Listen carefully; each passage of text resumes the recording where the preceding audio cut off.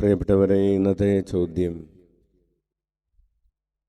നീ ചെയ്തുകൊണ്ടിരിക്കുന്ന നന്മകളെല്ലാം ഉപേക്ഷിച്ച്, നീ ചെയ്തുകൊണ്ടിരിക്കുന്ന നന്മകൾ അവസാനിപ്പിച്ച് നീ തിന്മ ചെയ്യാൻ തുടങ്ങിയാൽ നിനക്ക് എന്ത് സംഭവിക്കും? കുഴപ്പം പിടിച്ച ഒരു ചോദ്യമാണ്.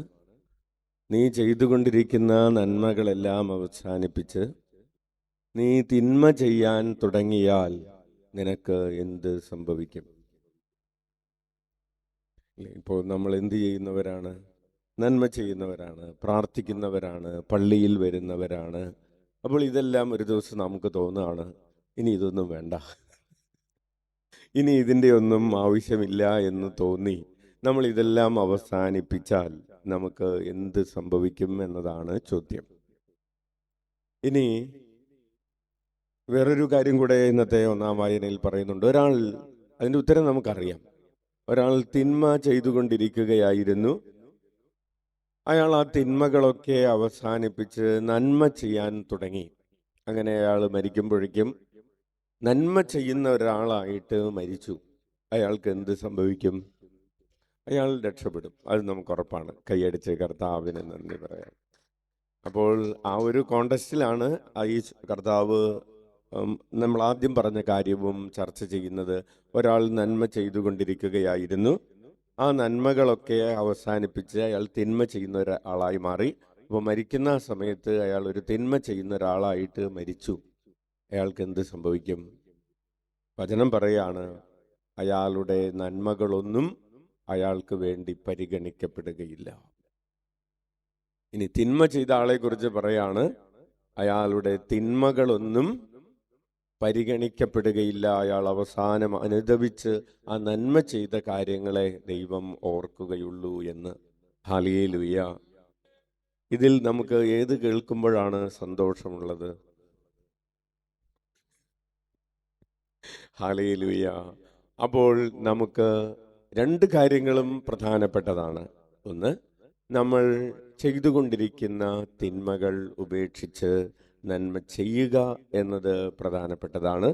അതുപോലെ നമ്മൾ ചെയ്തുകൊണ്ടിരിക്കുന്ന നന്മകൾ അത് അവസാനം വരെ തുടരുക എന്നതും പ്രധാനപ്പെട്ടതാണ്. ഉച്ചത്തിൽ വിളിക്കാം, ഈശോയേ, ഈശോയേ, ഈശോയേ, ഈശോയേ. ഈ തപസ് കാലത്തിൻ്റെ, ഈ വർഷത്തെ നോമ്പ് കാലത്തിൻ്റെ ഈ 2ാം വെള്ളിയാഴ്ച നമുക്ക് പ്രാർത്ഥിക്കേണ്ട നിയോഗം അതാണ്. കർത്താവേ, ഞങ്ങളുടെ ജീവിതത്തിൽ ഇപ്പോൾ ഞങ്ങൾക്ക് വന്നു പോകുന്ന വീഴ്ചകൾ, അപരാധങ്ങൾ, പാപങ്ങൾ, തഴക്കദോഷങ്ങൾ അതെല്ലാം ഉപേക്ഷിച്ച് അങ്ങ് പരിശുദ്ധനായിരിക്കുന്നത് പോലെ പരിശുദ്ധനായിരിക്കാൻ ഞങ്ങൾക്ക് കൃപ നൽകണമേ. അതുപോലെ ഇപ്പോൾ ഞങ്ങൾ ചെയ്തുകൊണ്ടിരിക്കുന്ന നന്മകൾ കൂടുതൽ തീഷ്ണതയോടുകൂടെ ചെയ്ത് അവസാനം വരെ, അന്ത്യം വരെ വിശ്വസ്തരായിരിക്കാനുള്ള കൃപ നൽകണമേ. കണ്ണുകളടക്കം.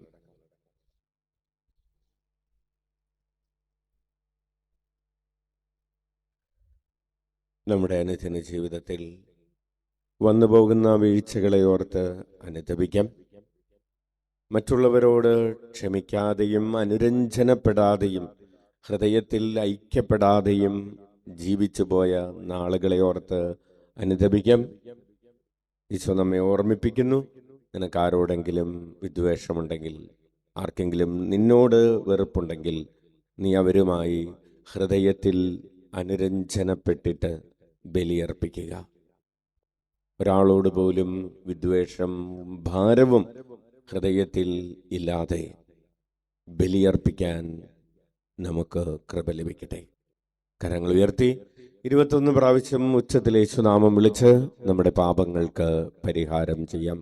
ഈശോയേ, ഈശോയേ, ഈശോയേ, ഈശോയേ, ഈശോയേ, ഈശോയേ, ഈശോയേ, ഈശോയേ, ഈശോയേ, ഈശോയേ, ഈശോയേ, ഈശോയേ, ഈശോയേ, ഈശോയേ, ഈശോയേ, ഈശോയേ, ഈശോയേ, ഈശോയേ ഈശോയേ ഈശോയേ ഈശോയേ. സർവശക്തനായ ദൈവം കനിഞ്ഞ് പാപങ്ങൾ പുറത്ത് നമ്മെ നിത്യജീവിതത്തിലേക്ക് നയിക്കുമാറാകട്ടെ. ആമേൻ.